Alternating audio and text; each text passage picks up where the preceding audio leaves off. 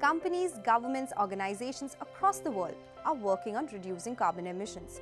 Every activity undertaken leads to carbon emissions, be it using your mobile phones or taking a flight.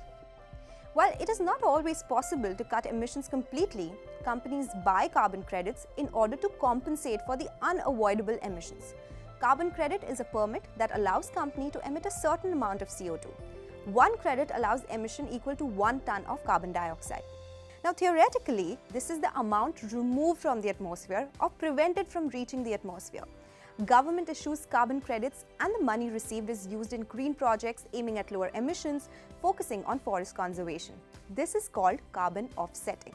To ensure that companies do not go overboard with carbon credits, governments issue a limited number of permits to ensure companies only emit a certain amount of CO2. They cap the emissions. Companies are taxed if they produce a higher level of emission. And companies that reduce their emissions can sell or trade unused credits. This entire system is called cap and trade. Carbon is now tracked and traded like any other commodity.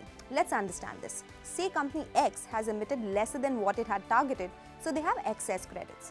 Company Y, on the other hand, emitted more than they had targeted and they are in need of credits. So X can sell it to Y and this will be trading of carbon credits. It's a big market.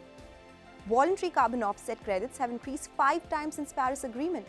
In 2021, it exceeded $1 billion for the first time ever. By 2030, it should be anywhere between $10 billion to $180 billion. But it is a high-stakes game. It could lead to reduction in carbon emissions or at the same time lead to greenwashing. More on this in the next video.